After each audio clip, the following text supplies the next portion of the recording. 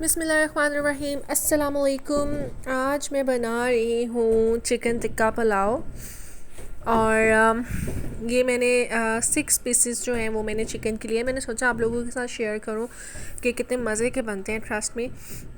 اور یہ میں نے اس طرح کے جو ہیں وہ میں نے آلموسٹ 6 پیسز جو ہیں وہ میں نے لیے ہیں اپنی فیملی کے حساب سے. آپ لوگ اپنی فیملی کے حساب سے جتنا آپ لوگوں کو چاہیے آپ وہ لوگ لے سکتے ہیں. تو اس سے پہلے آپ لوگ ایسا کریں کہ میرے انسٹاگرام کو اور میرے چینل کو سبسکرائب کر دیں. اور یہ اس میں ہے زیرہ جائے گا، گرم مسالہ، ہلدی پاؤڈر، نمک اور تھوڑی سی اجوائن اور پیپریکا پاؤڈر، پیپریکا. تو یہ اس میں جائے گا، یہ ہم سب جو ہے. اور یہ دہی کا 1 کپ جو ہے وہ اس میں جائے گا. تو تب تک آپ لوگ میرے چینل کو سبسکرائب کر دیں. اور اس میں یہ شان کا تکہ مسالہ بھی میں ایڈ کروں گی، اس سے یہ کہ اس کا اچھا فلیور آتا ہے. اور سویا سوس اینڈ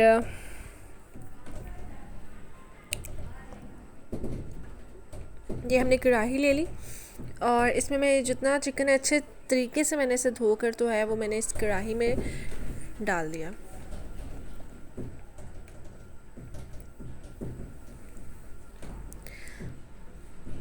یہ آپ دیکھ سکتے ہیں. تو اب میں اس میں جو ہے سب سے پہلے سویا سوس ایڈ کروں گی. سویا سوس جو ہے وہ میں نے 2 to 3 ٹیبل اسپون ایڈ کیا تھا. اور پھر اس میں جائے گا لہسن ادرک کا پیسٹ جو میں بنا کے رکھتی ہوں. آلموسٹ میرا اب یہ ختم ہونے والا ہے. 2 ٹیبل اسپون آپ اس میں لہسن اور ادرک دونوں، یہ جنجر گارلک پیسٹ دونوں ہیں وہ اس میں جائے گا.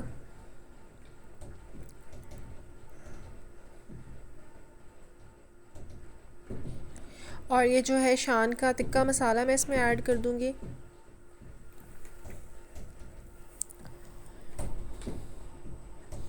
اور یہ جتنے مسالے ہیں یہ بھی جو ہیں وہ اس میں چلے جائیں گے، جن میں گرم مسالہ ہے، زیرہ ہے، ہلدی ہے، نمک ہے، پیپریکا ہے.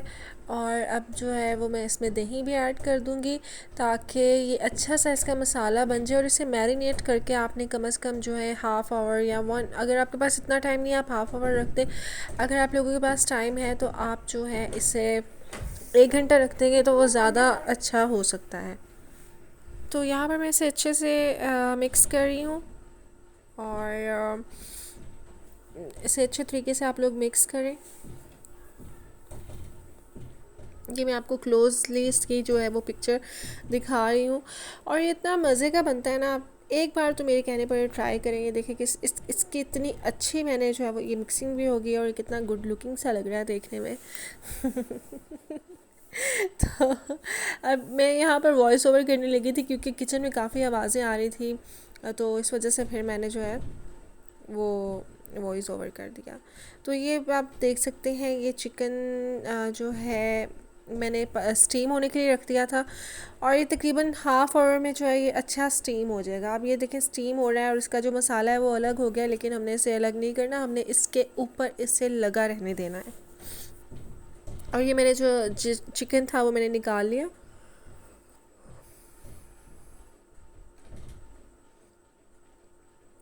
اور اب یہ جو ہے میں چاولوں کے لیے جو اس میں پیاز ڈال رہی ہوں. اب جو یہ گول گول کٹی ہوئی پیاز چاولوں میں اچھی لگتی ہے. آپ لوگ بھی جب ڈالیں وہ گول ہی کٹی ہو. میں نے تقریباً لیے تھے یہ 1 kg رائس تھے، اس میں نے 2 میڈیم سائز کے پیاز جو ہیں وہ ڈالے تھے. اور میں اس میں آئل ڈالنے لگی ہوں.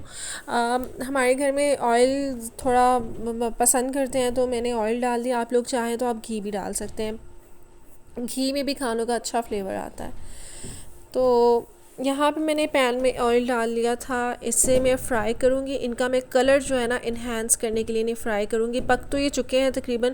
تو اب جو ہے اسے ہم 4 منٹ کے لیے جو یہ پیسز ہیں انہیں ہم پکائیں گے. اور بہت کیئرفلی آپ لوگ جو بگنرز ہیں وہ بہت کیئرفلی جو ہے آئل میں اسے ایڈ کریں، کیونکہ چھینٹا پڑنے کا یا اگر آپ زیادہ اوپر سے پھینکیں گے تو وہ خطرہ ہوتا ہے کہ کہیں آپ کے ہاتھ پہ یا کپڑوں پہ نہ گر جائے. تو اب آپ یہ دیکھ سکتے ہیں کتنا اچھا سا کلر آ گیا اس میں اور یہ فرائی ہو رہے ہیں. تو اسی طرح سے میں جو جتنے پیسز ہیں وہ میں فرائی کر لوں گی. اور تب تک جو ہے دوسری سائڈ پر پیاز براؤن ہو رہا ہے چاولوں کے لیے. چاولوں میں میں نے پیاز ڈالنے کے بعد جو ہے لہسن ادرک کا پیسٹ ڈال کے وہ براؤن کرنا تھا, اور پھر اس میں جو ہے میں رائس ایڈ کروں گی. رائس میں نے لیے تھے سیلا, اور مجھے پرسنلی طور پر پتہ نہیں وہ کیوں اچھے لگتے ہیں, مجھے وہ لگتا ہے کہ جیسے زیادہ کھلے کھلے ہوئے بنے ہوئے ہیں, تو میں نے سیلا لیے تھے. آپ لوگ چاہیں آپ کوئی بھی رائس لے سکتے ہیں جو آپ کمفرٹیبل ہوں جو بنانے میں.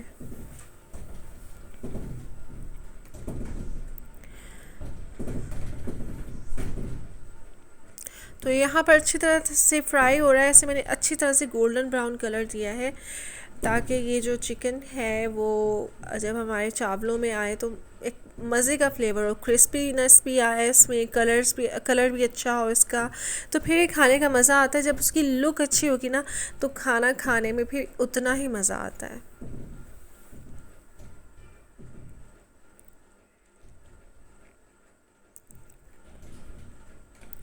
تو آج کل کافی ہوائیں چل رہی ہیں اسلام آباد میں, نہ رکنے والی ہوائیں ہیں, بہت تیز ہوا ہے. کبھی کبھی تو ڈر لگتا ہے, ایسی آوازیں آ رہی ہوتی ہیں. اب یہ میں نے باقی پیسز بھی جو ہیں وہ میں نے اس میں ڈال دیے ہیں.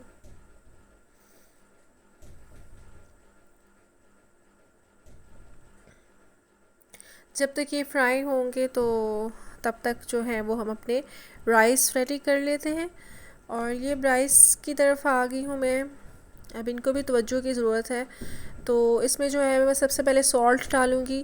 1 kg میں 2 ٹیبل اسپون سالٹ ایڈ کرتی ہوں. وہ بالکل نارمل سالٹ ہوتا ہے, نہ بہت تیز ہوتا ہے نہ لائٹ ہوتا ہے. آپ لوگوں کو جتنا پسند ہو آپ اکارڈنگ اپنے ٹیسٹ کے آپ ایڈ کر سکتے ہیں.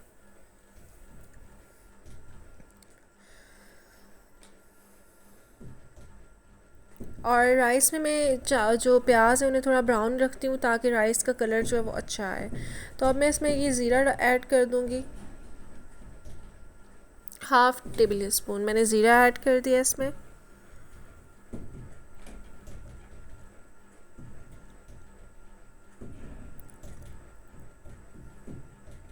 اور اب اس میں لہسن ادرک کا پیسٹ ایڈ کر دوں گی, اور ان سب چیزوں کو اچھا سا کلر دوں گی تاکہ جو لہسن ادرک کی اسمیل ہے وہ ختم ہو جائے. آپ لوگ ہمیشہ ایسا کیا کریں کہ جب آپ کسی بھی کھانے کے لیے, رائس کے لیے, چاولوں کے لیے, کوئی بھی ہے نا, آپ براؤن کر رہے ہوں تو آپ لوگ پہلے لہسن ادرک کو لازمی براؤن کیا کریں.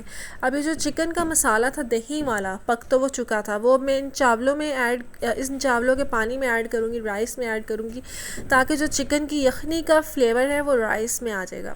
اور اب میں نے یہ ٹماٹر بھی ایڈ کر دیا, میں نے 2 میڈیم سائز کے ٹماٹر کاٹ لیے تھے. اور اب یہ جو ہے اس میں ہری مرچی میں اکارڈنگ اپنی ٹیسٹ آ رہی ہوں, آپ لوگ اکارڈنگ یور ٹیسٹ ایڈ کر سکتے ہیں. تو اب یہ جو چاولوں میں اس کا فلیور بہت اچھا آئے گا, اور جو رائس ہیں وہ آپ کو ایسے نہیں لگیں گے کہ الگ سے جو ہیں وہ بنے ہوئے ہیں اور ان میں چکن کا فلیور نہیں آ رہا ہے. تو یہ جتنا وہ اس کا مسالہ بچا تھا وہ میں نے اسی لیے رائس میں ایڈ کر دیا تھا. رائس ڈالنے کے بعد اگر آپ کو لگے کہ پانی کم ہے تو آپ پانی اپنے حساب سے اور ایڈ کر سکتے ہیں. میں نے بھی تھوڑا سا پانی ایڈ کیا تھا, اراؤنڈ 1 کپ کے قریب, کیونکہ سیلا چاول ہے, ان کا جو ہے وہ خطرہ نہیں ہوتا ہے کہ یہ چپک جائیں گے یا کچھ اس طرح سے ہوگا. تو اب یہ جو چکن ہے, چاولوں کا پانی خشک ہو چکا ہے اچھے طریقے سے, اور اب یہ جو چکن ہے میں اس کے اوپر رکھ کر تو اسے دم دوں گی 15 منٹس کے لیے.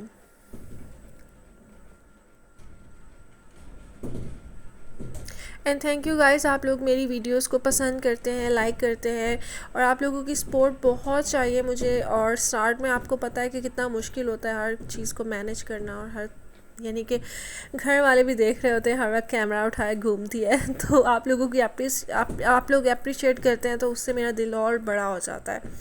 تو آپ میرے چینل کو بھی سبسکرائب کر دیں, انسٹاگرام پر بھی مجھے فالو کریں مزید اچھی ریسیپیز اینڈ بیوٹی ٹپس دیکھنے کے لیے. تو اب اسے میں نے 15 منٹس کے لیے میں نے دم پہ رکھ دیا ہے, اور میں سب سے جو مجھے مزے کا دم لگتا ہے وہ میں توا پر رکھ دیتی ہوں. اس سے یہ ہوتا ہے کہ سائڈوں سے, اب یہ دیکھیں میں نے دم کھول لیا اور بڑے مزے کی اس کا جو ہے وہ شکل آئی ہے. اور یہ پر سرونگ جو ہے یہ رائس ہیں, اور یہ میں آپ کو یہ دیکھیں, یہ جب ہم نے کھا لیے تھے تو مجھے یاد آیا کہ میں نے اس کی فائنل لک کی میں نے آپ لوگوں کو دکھائی نہیں تھی. Thank you so much, take care, اللہ حافظ.